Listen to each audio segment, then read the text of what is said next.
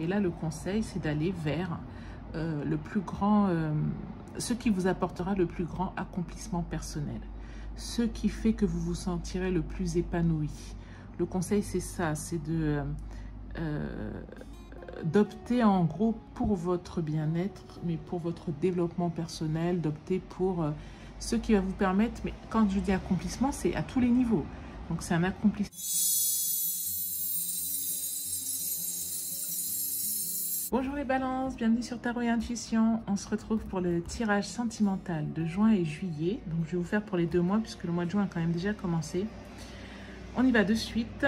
Je vous mets les références des 2 jeux en barre d'infos. On va utiliser un tarot et un oracle et on va faire 2 tirages pour le tarot en l'occurrence. On y va, c'est parti les balances. Donc les balances, c'est parti.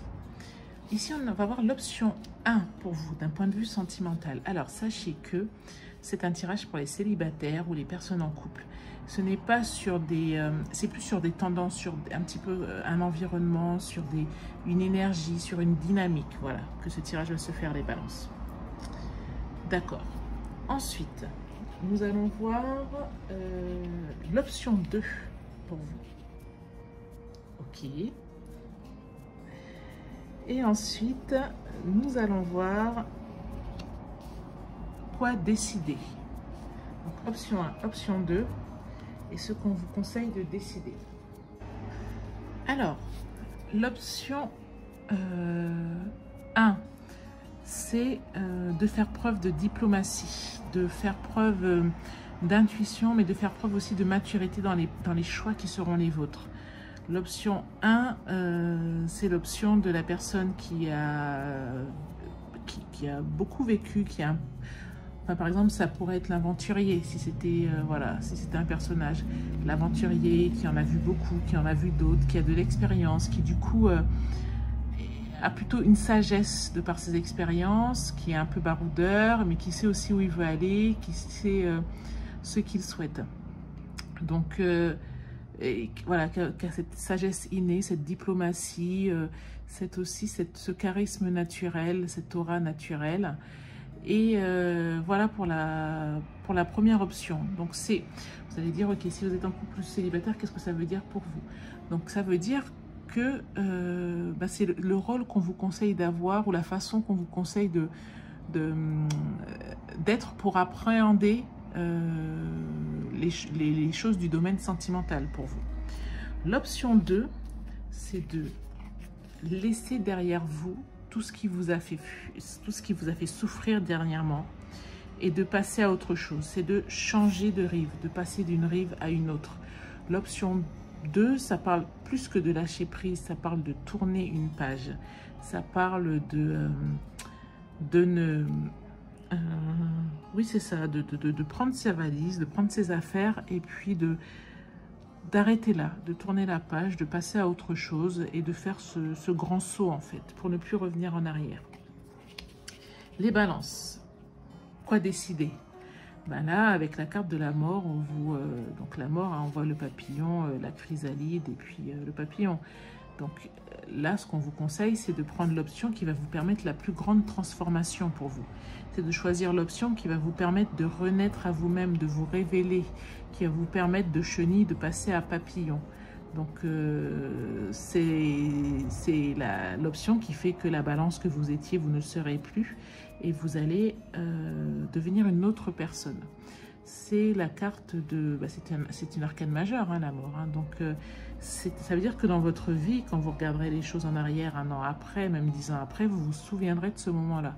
Donc, on vous conseille, si vous êtes en couple ou si vous êtes célibataire, soit c'est de faire une totale transformation. Par exemple, imaginons que vous veniez de vous mettre en couple. Eh bien, on vous dit qu'il faut radicalement... Alors, il faut rester vous, hein, bien évidemment. Mais il faut changer, il faut couper le cordon ou des ponts avec les événements passés. Si vous êtes célibataire aussi, on peut vous dire que là, il faut vraiment renaître à vous-même en fait. Hein. Et puis, il faut, dans le cadre de cette renaissance, vous débarrasser de certaines choses et aller vers la transformation. Alors, on va faire... Où est-ce que je vais mettre ça? ici peut-être. J'espère que vous allez tout voir. Hop. On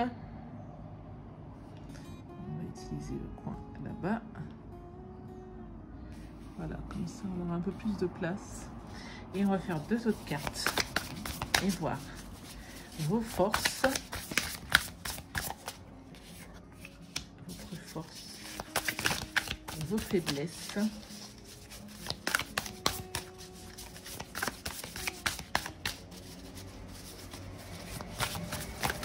Hop.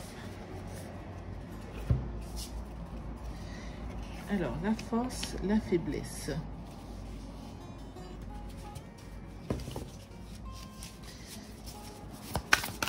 Et un conseil.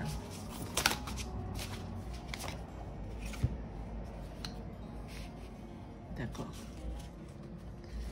Ok. Donc la force. La force, ça va avec ça. De deux côtés, vous voyez qu'on a la muse.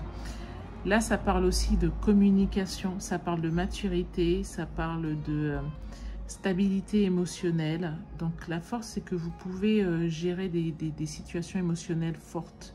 C'est que vous avez les épaules pour et vous saurez faire face. Ça, vous savez faire face. Même si c'est difficile, même si parfois il y a des ruptures, ou même si parfois il y a des challenges, ou même si parfois il y a des événements extérieurs pas évidents, vous, vous savez faire face à cette situation et vous savez communiquer. Faiblesse. Ben, vous avez tendance à ruminer vos pensées, à ressasser des idées, vous avez tendance à cogiter, vous avez tendance à, oui, à beaucoup penser et à faire tourner des schémas de pensée dans votre tête. Le conseil, on vous dit, alors là, on vous incite à de la transformation, hein, et là, le conseil, c'est d'aller vers le plus grand, ce qui vous apportera le plus grand accomplissement personnel, ce qui fait que vous vous sentirez le plus épanoui. Le conseil, c'est ça, c'est d'opter en gros pour votre bien-être, mais pour votre développement personnel, d'opter pour ce qui va vous permettre, mais quand je dis accomplissement, c'est à tous les niveaux. Donc c'est un accomplissement forcément d'un point de vue émotionnel, où vous allez vous sentir grandi et épanoui par cette relation, mais également un accomplissement aussi financier, ce qui fait que même d'un point de vue financier, vous serez mieux, que d'un point de vue même professionnel, vous allez mieux pouvoir travailler, d'un point de vue amical, vous vous sentirez mieux.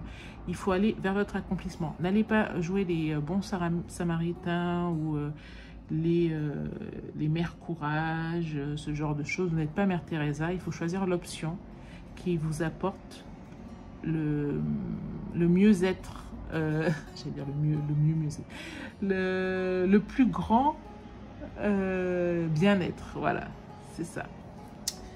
Voilà, voilà. Alors, on va terminer avec une carte de l'oracle des pensées du cœur.